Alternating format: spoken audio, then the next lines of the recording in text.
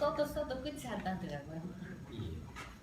그러면 50여 권의 책들이 전혀 내용이 겹치지 않고 그렇죠. 왜냐하면 대화는 이제 커뮤니케이션이잖아요. 예. 그 총론은 뭐 한두 권으로 끝나겠지만 강론으로 들어가면 이 조직에서 얘기하는 거, 또 리더로서 얘기하는 거, 부모로서 얘기하는 거 다 들어가기 때문에 분야가 아주 많죠. 그러면 이 양육의 신은 선생님께서 평생 연구하신 그 커뮤니케이션 분야를 양육에 응용하신 겁니까? 그렇습니다. 예. 예. 그리고 실제로 제가 그 대화를 적용을 해서 공부한 거를 적용해서 아이들을 길렀는데 이제 남들이 제가 굉장히 극성 맞아서 애들을 잘 키웠다. 예. 이런 얘기를 들을 정도로 결과가 좋거든요. 그래서 이제 사실 부모들이 대화법만 바꿔도 되는데 너무 쓸데없이 고생하시는 것 같아서 제 체험을 담아가지고 이 책을 쓰게 된 거죠. 예. 그 제가 하는 일 중에서 서평을 쓰는 게 있는데요. 그 내일자로 이 나는 가해자의 엄마입니다라는 책인데요. 이 책의 주제는 뭐냐면은 사실 그 부모가 자식을 제일 모른다는 거거든요. 근데 네. 마침 선생님 책의 3장이 부모가 자식에 대해 모두 알 수는 없다 그런 내용이 있더라고요. 네. 근데 이제 이 경우에는 아들이 우울증을 앓고 있었고 그래서 17살 때 자기 친구들과 선생님 합쳐서 13명을 죽인 사건이거든요. 그리고 네. 이제 버지니아 텍에서 거기서 이제 그 가해자 조승희 씨 네. 에게도 이 사건이 영향을 줬다 그러거든요. 네. 그 부모가 자식을 정말로 모르고요. 특히 우리나라는 이제 저렇게 서양처럼 과격한 사건이 안 나서 그렇지 예. 더 몰라요. 아, 예. 왜냐하면은 부모 앞에서 체면을 차리고 부모님이 걱정할까봐 또 그 지레 걱정에 대해서 말을 못한다든가 야단 맞을까봐 못한다든가 가리는 게 너무 많아서 자기는 속이 터져도 부모님한테 말을 못해요. 그러니까 부모님은 아이가 말을 해야 어떻게 돌아가는지 알 건데 그걸 모르는 거고 부모님은 그냥 잘 되고 있다 거기에 안심을 하고 더 이상 캐묻지를 않죠. 그 캐묻으면 또 취조를 하시기 때문에 그 대답할 분위기가 안 되고요. 그 요즘 자라나는 젊은 세대는 어떻게 보면은 그 부모님들하고 이야기하는 것 자체를 굉장히 싫어하는 것 같습니다. 그러면 어떻게 말을 이끌어내야 되죠? 그러니까 이제 부모님들이 아이들하고 얘기를 할 때는 그 파워의 균형이 맞아야 되거든요. 예. 대화는 항상 파워의 균형이 있잖아요. 그래서 우리가 청와대 회의할 때 대통령은 말씀을 많이 하시고 나머지는 받아 적는다든가 이게 그 원형인데 집에서 그런 일이 벌어지는 거예요. 부모님이 너무 권위적이면 아이들은 자기 할 말을 했다가 본전도 못 찾기 때문에 입을 다무는 게 최선이다 이렇게 생각을 하기 때문에 자기 맘에 좀 안 들어도 내가 말을 하면 그냥 들어줘야 돼요. 일단은 자기한테 잣대를 하나 만들어 놓고 자꾸 맞추려고 할 때 아이들은 말을 하기 싫죠. 그래서 점점 멀어지게 되고 그러면 이제 정말 부모가 자식을 모르는 그런 상태가 되는 거죠. 그러면 근데 부모의 그 권위주의가 뭐 하루아침에 바뀌어지지는 않을 텐데요. 어떻게 해야 됩니까, 부모들이? 부모들이 계급장을 내려놔야 되고요. 첫째. 그렇다고 그래서 막 애하고 막 친구가 되라는 얘기는 아니고요. 그러니까 나는 부모기 때문에 뭐 이 정도까지는 대접을 받아야 된다. 이게 가장 심하고 그 다음에 뭐 부모한테 어디 버릇없이 막 이런 거 있잖아요. 그런 거가 좀 마음에 안 들어도 안 하겠다. 그냥 저 아이가 얘기하는 게 건방져 보여도 좀 들어보겠다. 첫째 그 자세를 한번 가져보는 거예요. 한 번만 들어보시는 거예요. 그러면 두 번째 들을 때는 조금 덜 역겨워요. 그 세 번째 들으면 조금 괜찮고 나중에는 아 애들도 이런 생각을 하는구나 이렇게 서서히 체험을 하셔야 되죠. 그 나쁜 부모, 좋은 부모가 따로 있습니까? 아니면은 어떻게 보면은 다 나쁜 부모인가요? 다 좋은 부모인가요? 그렇지는 않죠. 정말로 훌륭한 부모도 많이 계시는데 저는 이제 이 대화 공부를 하고 또 아이들을 키우면서 저 같은 경우는 이제 친정 동생들부터 키웠거든요. 부모님이 일찍 돌아가셔서 그래서 그 과정을 겪으면서 보니까 이 부모의 사랑이라는 것도 본능적인 성욕이나 식욕과 같은 거예요. 그래서 성욕을 억제 못하면은 그 사람은 사회적으로 소외되는 그런 부류가 되는 거고, 식욕을 억제 못하면 정말 너무 자기 몸 관리가 안 돼가지고 남보기에도 안 좋듯이, 부모도 자기가 자식 사랑을 억제를 못하면 애를 망치게 돼요. 그러니까는 그것도 적절하게 조절하는 힘이 필요하고요. 근데 그게 이제 어떻게 기준을 정할 것인가를 모르니까 너무 심하게 그거를 조절을 하면 애들이 무서워서 부모한테 다가올 수가 없고, 너무 퍼주면은 또 애들이 자기 관리를 못하고 정말 세상 사는 지혜를 못 배우게 되고, 그래서 그 균형을 잡는 게 가장 중요하지 않을까 싶습니다. 그 좋은 부모와 나쁜 부모를 가르는 어떤 양육의 방식이 뭐 여러 가지 있을 텐데요. 근데 어떻게 보면 우리나라 사회의 문제점은 모든 게 너무 이제 지나치게 네. 공부 잘하느냐 못하느냐 네. 이게 그렇죠. 핵심이 되는데요. 그러니까 좋은 부모, 나쁜 부모를 하나로 보면은 그 자기가 가지고 태어나는 부모의 본능을 어느 정도까지 컨트롤할 수 있느냐가 기준인 것 같아요. 그래서 적절한 선에서 컨트롤해서 아이들을 엄격할 때는 엄격하게 돼야 돼. 자기 생각을 말할 수 있도록 하는 그런 태도를 갖는 게 가장 중요하고, 제가 이제 아이들 데리고 미국에 공부하러 와서 한 4년 살았는데, 우리가 유태인에 대해서 굉장히 얘기를 많이 하는데 학교 성적이 중요한 게 아니라 부모가 그런 태도를 배웠더라고요. 아이들에게 어디까지 사랑을 베풀고 어디까지 엄격해야 할 것인가가 명확해요, 그분들은. 그래서 아이들을 훌륭하게 키웠지 않나 싶어서, 좋은 부모의 표본은 당장의 성적이라든가 사회적 성취감이라든가 이런 게 아니고 삶에 대한 태도를 가르치는 거고, 그거를 가르치기 위해서는 부모가 기준이 확고해야 된다, 그렇게 보는 거죠. 근데 이제 엄격함을 어느 정도 자녀들에게 부과하는 게 힘든 이유 중에 하나는요. 그러니까 옛날에는 모든 부모들이 다 엄격했었는데 대체적으로 요즘은 굉장히 그 자녀들과 친구들 같이 나이스하게 대하는 친구 같은 부모들도 있기 때문에 네. 우리 엄마 아빠만 나한테 엄격하게 한다, 나를 미워하는 게 아니라 예. 뭐 그런 생각도 할 수 있을 것 같은데요. 그렇지는 않습니다. 아이들은 생각보다 영악하고 영리해서요. 네.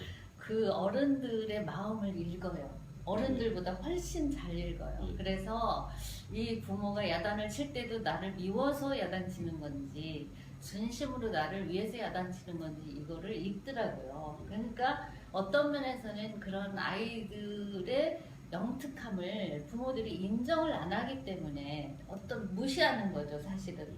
그렇기 때문에 그냥 아이들에게 재량권도 안 주고 자기가 다 결정해야 된다, 그리고 그 아이들의 또 재능을 발굴하지 못하고 이런 여러 가지 문제를 만드는 것 같습니다. 그래서 자녀분들 두 분이, 한 분은 이제 건축가가 되셨고, 네. 또 이제 한 분은 이제 창업 비즈니스맨이라고 하잖아요. 네네. 아드님이 그 7개국을 하시는 그 네. 조성현 작가로 하시는데, 근데 또 사람들이 이게 미국에서 공부를 했기 때문에 이게 가능했다는 반론을 제기하지 않을까요? 많이 합니다. 예. 그런데 사실상 뭐 어디에서 공부를 하건 그게 문제가 아니라요. 한국에서 공부할 때 물론 교무실에 저도 많이 불려가고 여기서 적응이 안 됐어요. 그것 때문에 미국에 간 건 아니지만 어쨌건 그랬을 때 부모가 얼마나 아이 편이 되어주는가가 이제 내 미래를 결정하는 것 같아요. 그래서 예를 들면은 그 선생님이 이제 도덕 시험을 냈는데 부모님이 우리에게 잘해주는 것은 이런 문제가 나왔어요. 옛날에 가서 그러니까 돌려받기 위해서 이렇게 썼어요, 우리 아들이. 제가 늘 돌려받는다고 했거든요. 그때 선생님한테 가서 따진 거예요. 우리 엄마는 돌려받는다고 했는데 왜 틀렸다고 했느냐.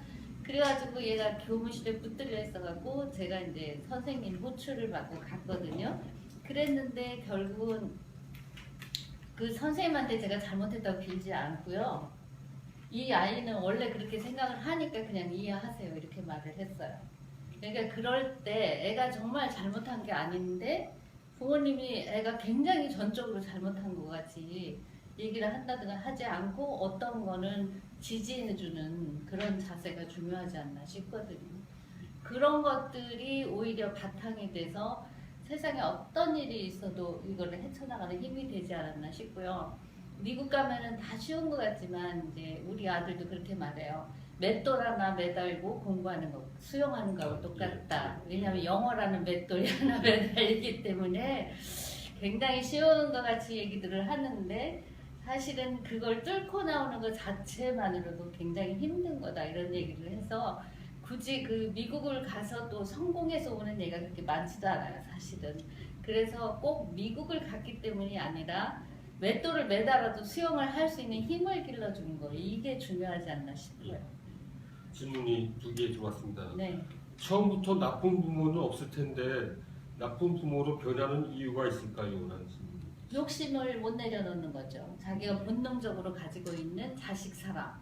자식 사랑이 두 가지로 나타나는데요. 애의 의견을 무조건 들어주고 뭐 종처럼 심부름까지 해주는 게 있고요.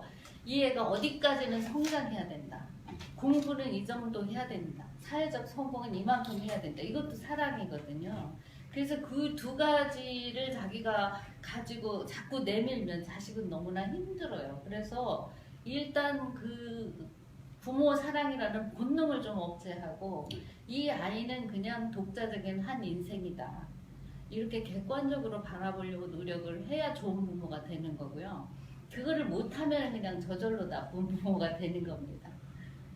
그 나쁜 부모가 되는 원인 중에 하나가 이제 자녀들의 성적인데요. 네. 그렇게 되는 이유 중에 하나가 그 성공을 이 대학 어디로 갔느냐 그런 걸 많이 생각하시고 그런데 막상 부모들은 이렇게 초중고 대학교 종착후에 가보면은 공부 못하던 분들이 더 잘 되는 경우가 많죠. 그렇죠. 더 예. 부자고 그런 경우가 많은데 근데 왜 부모들은 그 집착을 하는 걸까요?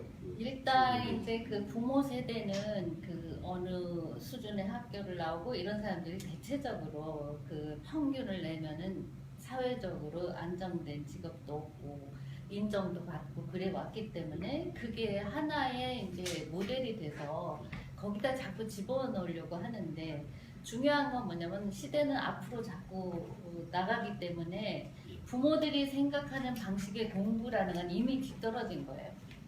이미 지나갔기 때문에 사실 별 쓸모가 없고 지금 알파고가 나오고 있는데 학교 성적이 뭐 그렇게 중요해요.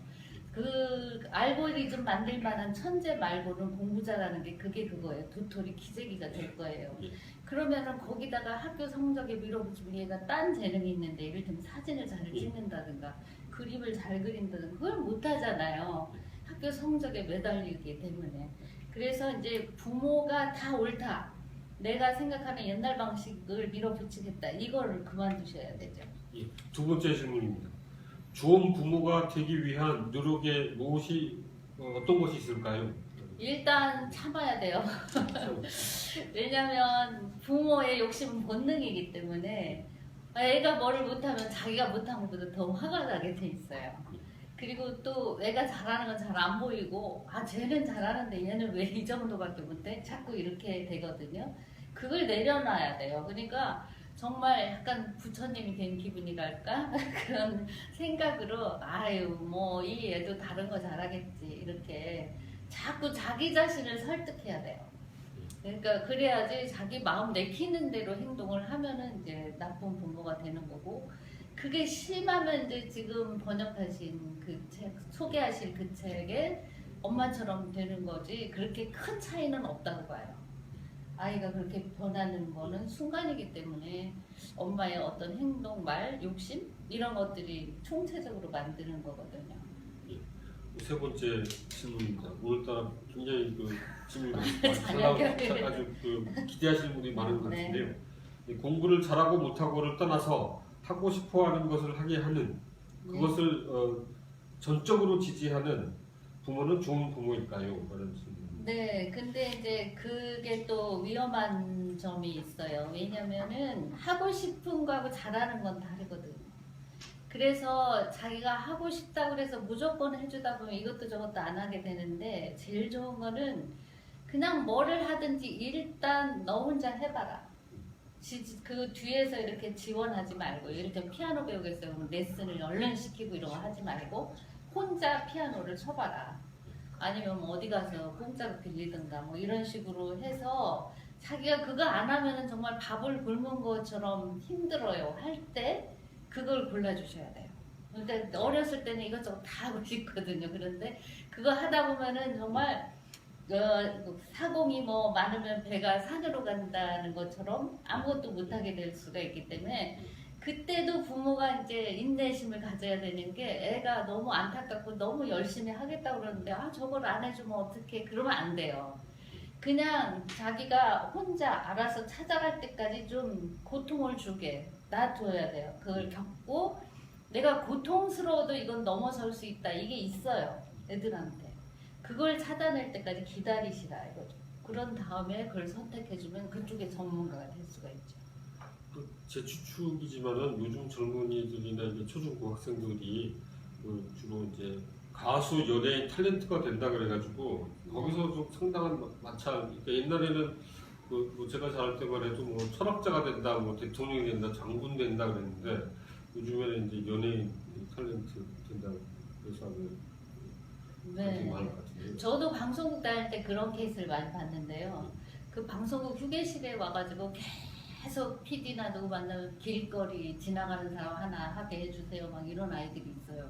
그래서 저도 이제 명찰 달고 했으니까 아 그럼 부탁을 하면 공부하고 와 그러면 언제 공부하고 그걸 하겠어요. 이렇게 얘기를 하거든요. 근데 그건 이제 부모가 잘못 만든 거예요. 야 너는 동네에서 제일 이뻐 탤런트가 되고도 남아 이렇게 들었대요. 그리고 가수 되겠다는 애들 들어보니 음정 박자가 불안정한데 너는 우리 집 가수야 정말 최고야 진짜 가수가 돼 텔레비전에 나와야 돼 언젠가 부모가 했던 말의 영향이에요. 사실은 애가 괜히 뭐 연예인 되겠다 하는데 부모들이 연예인병이 좀 있는 거죠.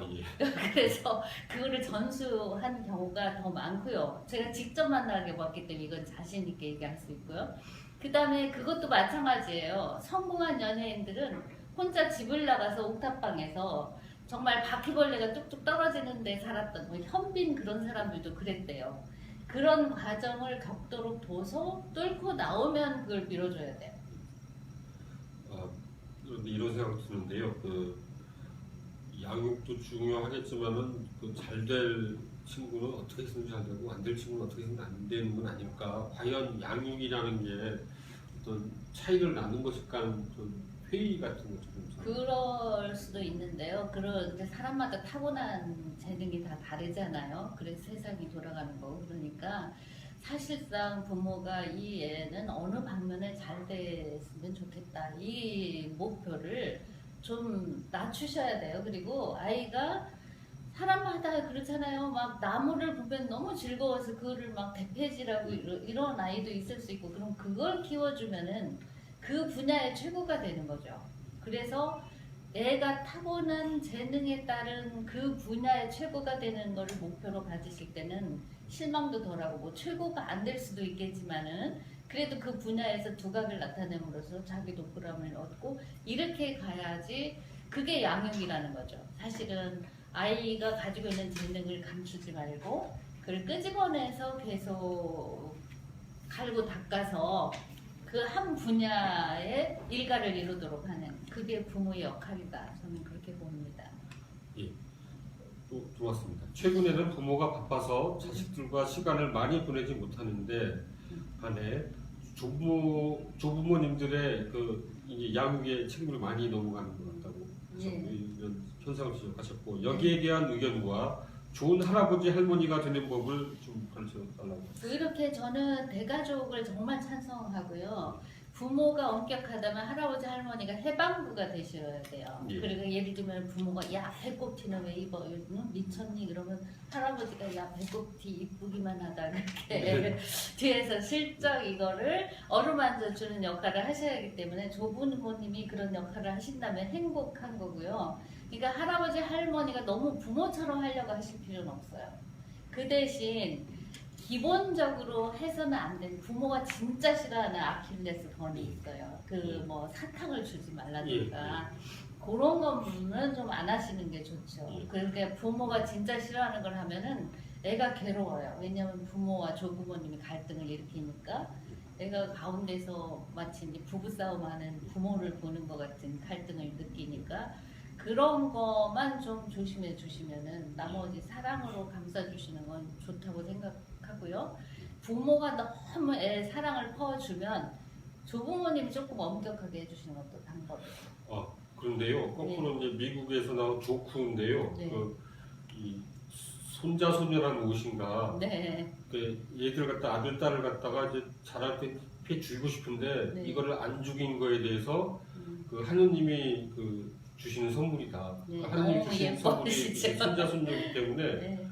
너무 이쁘니까 이 자식들하고 갈등이 있지만은 손자 손녀는 갈등이 없기 때문에 그 조부모님들이 그야말로 그러니까 이제 말씀하신 그 부모들이 본능이 있는데 네. 그 할아버지 할머니들은 그 본능이 2배, 3배인 경우도 있을 것 같아요. 그런 그래서 더 경우가 힘들지 많죠. 않나요? 힘들죠. 그런데 이제 조부모님이 하루 종일 붙어 있지는 않고 어쨌든 부모라는 완충지대가 있기 때문에 예. 부모처럼 그렇게 막 퍼준다고 해서 연결이 되지는 않고요. 예. 예를 들면 부모가 안 계시는데 조선 가정이라든가 이럴 경우는 이제 그런 게 문제가 되겠지만 부모님들이 반드시 제동을 걸고 나와요. 그런 경우에. 그래서 그렇게 크게 걱정하실 필요는 없고 따로 사실 경우에는 사랑을 좀 많이 주셔도 되고 네. 한 집에 사실 때는 부모가 정한 규칙이 자기 마음에 안 들어도 어느 정도는 따라주시는 게 좋고 그거를 어길 때는 원래 둘이 약속하는 걸로 해서 내가 너희 부모한테 야단 맞을 각오로 너를 봐주겠다 이런 태도를 가지시는 게 좋죠. 다시 공부나 재능 문제로 돌아와서요. 어떻게 네. 보면은 아주 희귀한 경우가 아니면 대부분의 사람들이 공부를 싫어하는 것 같거든요. 싫어하죠. 그리고 대부분의 사람들은 그 재능이 평범한 것 같아요. 그러니까 피카소가 되고 무슨 100m 이 세계 기록 수립할 사람이 되고 그런 건 아주 조금인 것 같고요. 대부분의 사람들은 그냥 공부는 하기 싫지만은 그래도 공부라도 해야지 사회에서 취업을 하고 먹고 살 수 있을 것 같고 재능도 대부분의 사람들은 고만고만하니까 그나마 이제 공부라도 해서 그 대학 들어가서 어떻게 하는 게 최고다라고 생각할 것 같거든요. 네. 그래서 어떻게 생각하십니까? 그 일단은 지금은 대학 졸업자가 너무 많기 때문에 졸업해도 취업이 안 되잖아요. 그러니까 수요와 공급의 문제지 그게 뭐 어디를 나왔기 때문에 취업이 된다 이런 생각은 조금 낡은 생각인 것 같고요. 제가 이제 남프랑스에 여행을 한 적이 있는데 이제 아들이 실연당해서 위로 여행을 저는 가요. 같이. 그런데 굉장히 시골인데 뒤뚱뒤뚱 이제 막 걸음마를 배운 아가가 레스토랑에서 물을 날라요. 물잔을. 그러니까 얘는 쟁반을 들을 힘이 없기 때문에 한 잔씩 날라요. 근데 제가 그걸 보고 이랬어요. 저 애는 나중에 이 레스토랑을 물려받으면 절대 안 망하겠다. 오히려 키우겠다. 그러니까 어렸을 때부터 부모님 하는 일을 심부름도 시키고 경험을 좀 시키시는 게 재능을 개발하는 방법이지 막연하게 공부를 뭐 이 정도 해야 된다든가 재능을 너 하고 싶은 거 있으면 해 다 잘한 다음에 이렇게 말하는 건 좀 무책임한 거다. 저는 그렇게 생각을 하거든요. 어린아이에게 하기 싫은 것을 강요하는 부모는 나쁜 부모인가요? 그 강요하면 나쁜 부모고요. 설득해야죠. 그거를 하도록 설득을 하는 게 굉장히 중요하다고 보고요.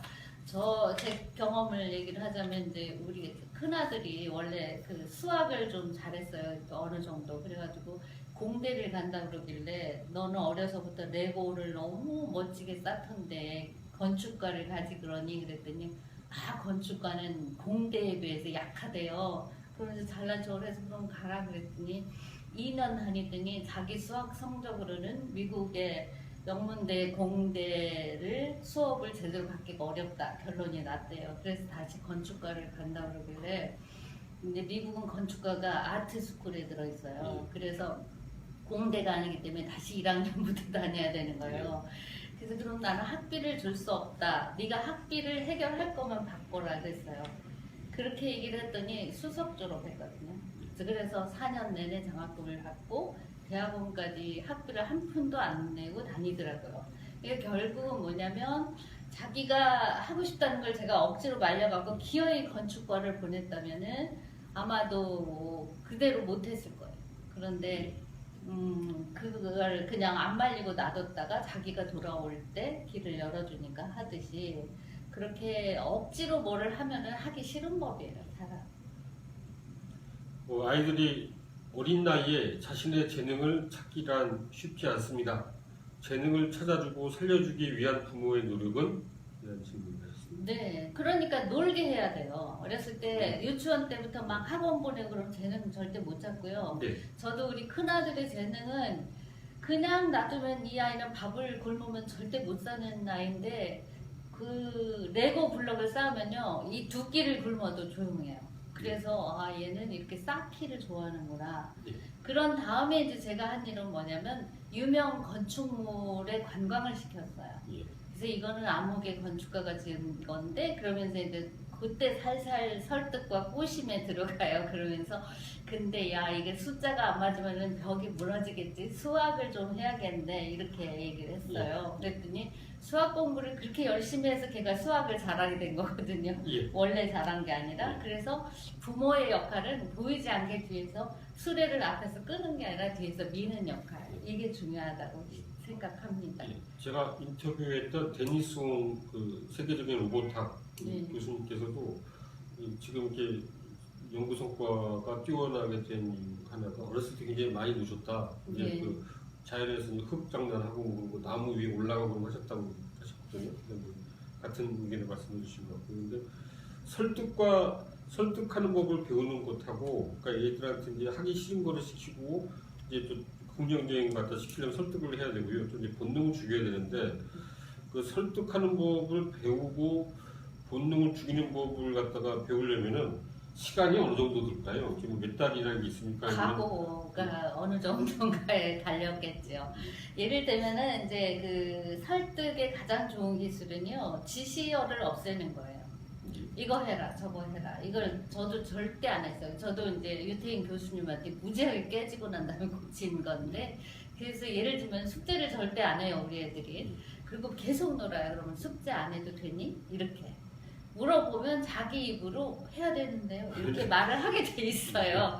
근데 그걸 못 참는 거예요, 부모님이. 그걸 참고 그렇게 물어보면 그러면 언제 할 건데? 그렇게 부드럽게 물어보면 1시간만 더 놀고요. 그래요. 그때부터 시간을 재는 거예요. 그래가지고 1시간을 약속한 1시간 됐는데 그러면 꼼짝없이 하게 되거든요. 그러니까 그렇게 설득이라는 건 단계가 있어서 가야지 한 번에 착 해서 알아듣겠다 이런 생각은 위험하다 이렇게 생각이 들어요. 예, 이 책 내용에 대해서 좀 여쭤보려고 했는데요. 네. 아쉽게도 이제 시간이 좀 촉박해서 예. 마무리를 하고 궁금하신 분들은 이 책을 사서 봐주시기 바랍니다. 예, 감사합니다. 아, 예. 네. 다시 한번 보여드리겠습니다. 예. 예, 감사합니다. 다음 주에 또 뵙겠습니다. 네, 감사합니다.